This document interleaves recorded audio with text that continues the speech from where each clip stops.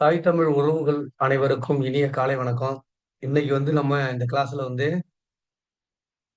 இரு பெயரொட்டு பண்புத்தொகை. இரு பெயரொட்டு இரு பெயரொட்டு பண்புத்தொகை.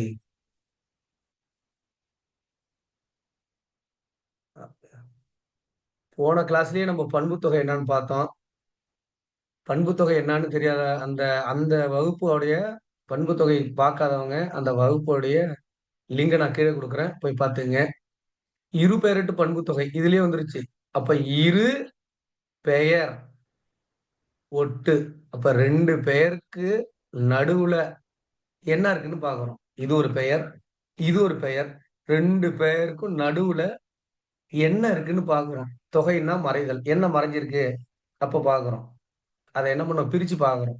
இரண்டு பெயர் சொல்ல என்ன ஒரு மாதிரியா இருக்கும். அதை பிரிச்சு பாக்குறோம். அப்ப ரெண்டையும் பிரிக்கும் பொழுது இரண்டு இது என்னவா இருக்கணும்னா சிறப்பு பெயரா இருக்கணும். இது என்னவா இருக்கணும், சிறப்பு பெயர். இரண்டாவது சொல் என்னவா இருக்கணும்னா பொது பெயர். இரண்டாவது சொல் என்ன இருக்கணும், பொது பெயர். ரெண்டு சொல்ல பிரிக்கிறோம். சொல் என்னவா இருக்கணும், சிறப்பு பெயரா இருக்கணும். இரண்டாவது சொல் என்னவா இருக்கணும், பொது பெயரா இருக்கணும். சிறப்பு பெயர் பொது பெயர் என்னன்னு இப்ப பார்ப்போம். இந்த இரண்டு சொற்களுக்கு நடுவில் என்ன வரணும்னா ஆகிய என்ற இந்த உறுப்பு மறைஞ்சு வரணும். இந்த உறுப்பு என்ன வரணும், மறைஞ்சு வரணும். நல்லா அந்த கண்டிஷன் நல்லா பாருங்க. ஃபர்ஸ்ட் என்ன இருக்கணும், சிறப்பு பெயர் இருக்கணும். ரெண்டாவதா இருக்கிறது பொது பெயர் இருக்கணும். இந்த ரெண்டுக்கும் நடுவுல ஆகியங்கிற இந்த வார்த்தை போட்டு பொருந்தணும். பொருந்துச்சுன்னா அதுக்கு பேர் தான் இரு பெயரொட்டு பண்பு தொகை. சரி, இப்ப எடுத்துக்காட்டு ஒண்ணு பாக்குறோம். மார்கழி திங்கள். மார்கழி திங்கள். நல்லா பாருங்க. திங்கள்னா என்னது, திங்கள்னா ஒரு மாதம். நீங்க இப்படி திங்க நினைக்க கூடாது. திங்கள். மார்கழி திங்கள் அப்படின்னா மார்கழி மாதம். சரி, அப்ப மார்கழி என்பது ஒரு பெயர், திங்கள் என்பதும் ஒரு பெயர்.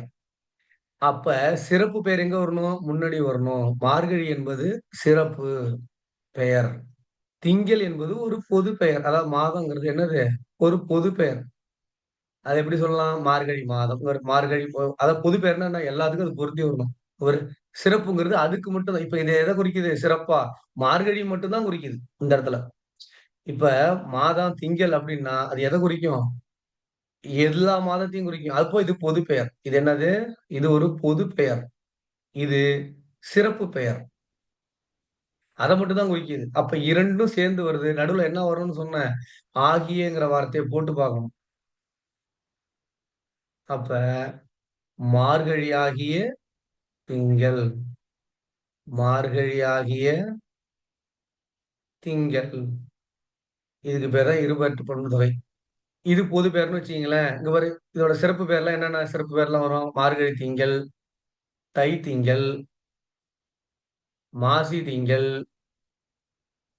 பங்குனி திங்கள், சித்திரை திங்கள், வைகாசி திங்கள், ஆனி திங்கள், ஆவணி திங்கள், புரட்டாசி திங்கள், ஐப்பசி திங்கள். இது எல்லாமே இப்படி இப்படி எது வந்தாலுமே அது என்னது, அதுக்கு பேர் தான் இரு பெயர்ட்டு பண்பு தொகை. இப்ப இன்னொரு எடுத்துக்காட்டு பார்க்குமா.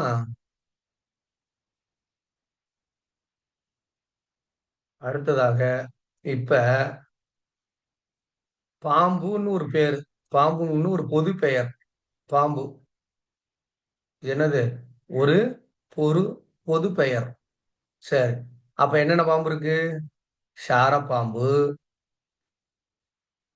அடுத்தது கட்டுவிரியம் பாம்பு, அடுத்தது என்ன இருக்கு, நல்ல பாம்பு, அடுத்தது என்ன இருக்கு, கூழை பாம்பு. அப்ப பாருங்க, பாம்பு என்பது பொது பெயர், கூழை என்பது சிறப்பு பெயர், நல்லங்கிற சிறப்பு பெயர், சாறை என்பது சிறப்பு பெயர், கட்டுவிரியன் என்பது சிறப்பு பெயர், கண்ணாடி விரியன் என்பது கண்ணாடி விரியன் என்பது என்னது, அதுவும் ஒரு சிறப்பு பெயர். அப்ப ஒரு பொது பெயர் பின்னாடியும் சிறப்பு பெயர் முன்னாடியும் வந்தா அதுக்கு பேர் தான் என்னது, இரு பெயரொட்டு பண்புத்தொகை. நடுவுல என்ன மறைஞ்சு வரணும், ஆகியங்கிறது மறைஞ்சு வரணும். ஆகியங்கிறதே மறைஞ்சு வரணும். புரியுதுங்களா? அவ்வளவுதான். ரொம்ப ஈஸி.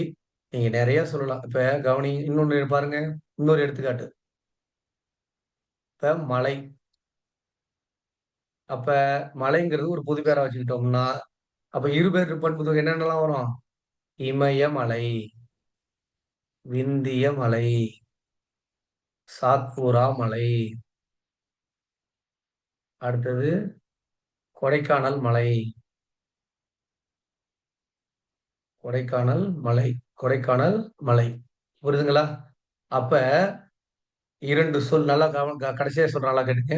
2 சொல் ஒரு மாரி வரும். அது 2யும் பிரிக்கிறோம். முதல் சொல் சிறப்பு பெயர். 2வது சொல் பொது பெயர் இருக்கணும். நடுவுல என்ன வரணும்?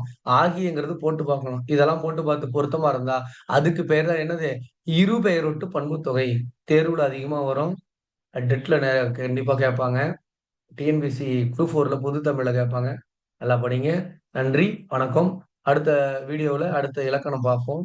நான் உங்கள் எக்ஸாம் விஜய் தமிழ்.